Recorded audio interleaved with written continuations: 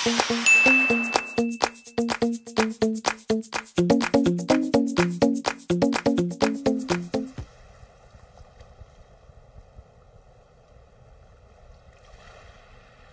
bata ako, nagbakasyon kami ng mommy at ng daddy ko sa isang beach.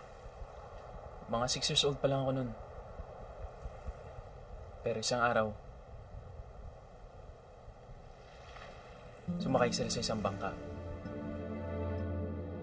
Sabi ko, sama ako sa inyo.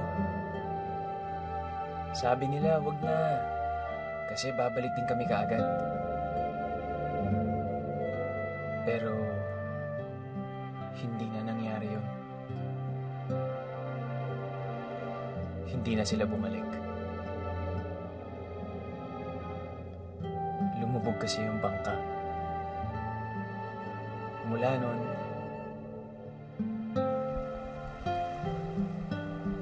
ayoko na may nagiging malapit sa akin. Pakiramdam ko kasi baka iwan lang ako. Kaya yun, nag-decide ako na maging mag-isa na lang. Pero paminsan-minsan, nakakaramdam pa rin ako ng lungkot sa pag-iisa.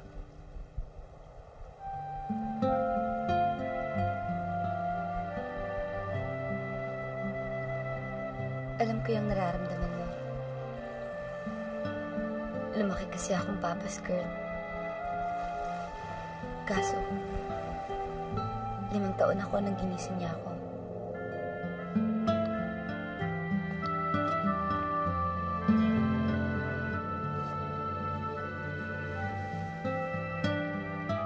Sinabi niya kung gaano ako ka-special sa kanya.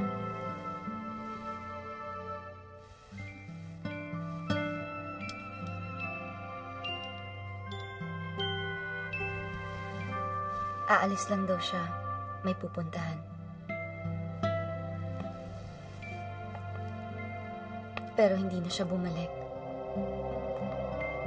May iba na pala siyang pamilya. Daddy! Daddy, wag mo akong iwan! At kahit kailan, hindi na siya nagpakita sa amin. Alam kong nararamdaman mo.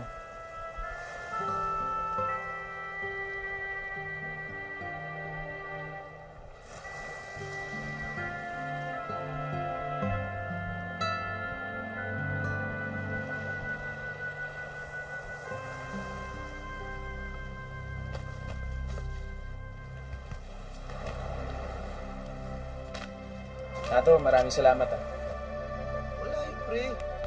Nalaman ko kasi hindi pa kayo nakakabalik sa dive shop. Eh, talagang sinadya ko na kayo. Sige ah. Sige. Jen, let's go. Jen? Jenny.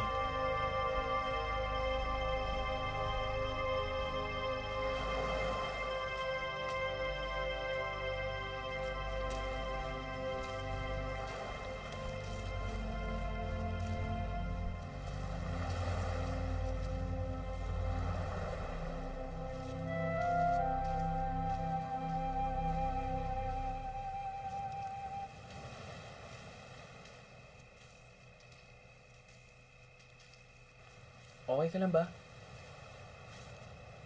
Ba't lagi malalim ang iniisip mo? Okay lang ako. Sige, una na ako ah. Hatid na kita. Hindi na. Baka mahuli ka pa sa trabaho mo eh.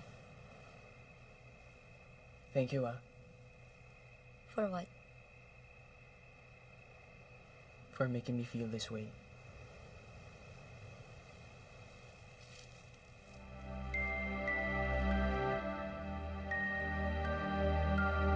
Good night.